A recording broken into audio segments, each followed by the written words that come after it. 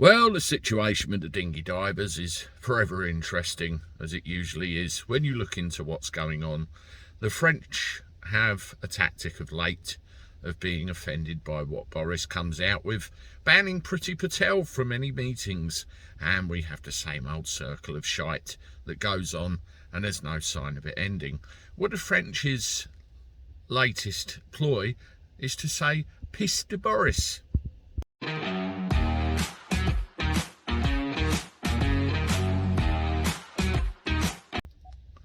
How do everyone, welcome back to the channel for a Friday. Hope you're doing all right. I certainly am. We're nearly at the weekend now.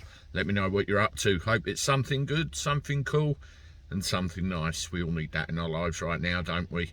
Well, let's have a look at these dinghy divers, shall we? We have the situation whereby they're all coming over in uncontrolled masses, day in, day out, taking advantage of the cross-ferry channel service provided by the RNLI Border Force and the French Navy. How wonderful. And obviously we know there was a disaster that befell all of those dinghy divers several days ago, where 27 of them perished. I went down to Dover myself the other day. I wanted to see if I could see anything with my own two eyes. Had a little walkabout.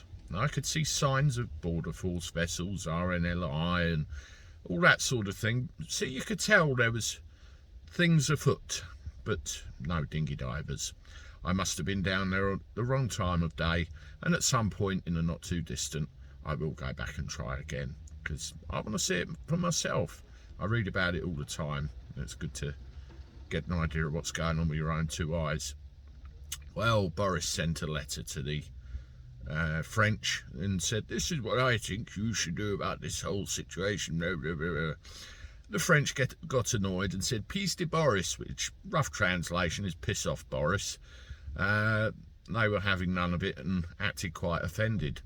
Well, I saw a letter in the news the other day where the French were starting to warm a little bit to the idea of cooperating with the British with regard to stopping these dinghy divers getting over here.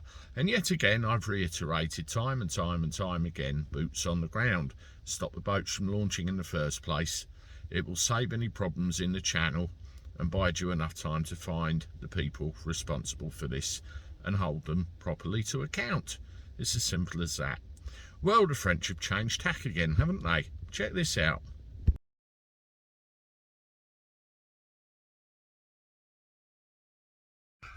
Yes, in an official response to Boris's letter, the French Prime Minister has done that to Boris and said, "Bollocks, we're not having your troops or your police patrolling our beaches. The simple reason is sovereignty." And the comment was, "We know how important to the British sovereignty is, being a sovereign nation." Well, that to me stinks of a dig about the B word. And I'm not talking about bollocks, I'm talking about Brexit. And I wonder whether this is what's really going on. The French have got the arsehole that we've decided to leave the EU and using the migrant situation as a bargaining chip, a bit of leverage, and trying to be as difficult and awful as possible. I know many of you have been saying that for a while, but I've come to that conclusion well and truly with this one report, and they're in it up to their necks. Something has to give at some point, even if we start turning them away and stopping them landing in the first place. But there's many human rights laws and everything else that will probably prevent that from happening too. I don't know what the answer is anymore, apart from the obvious, which the French apparently will not allow. Let me know what you think. Do you have a solution? I'd love to know what it is. See you in a bit with another one. Toodaloo.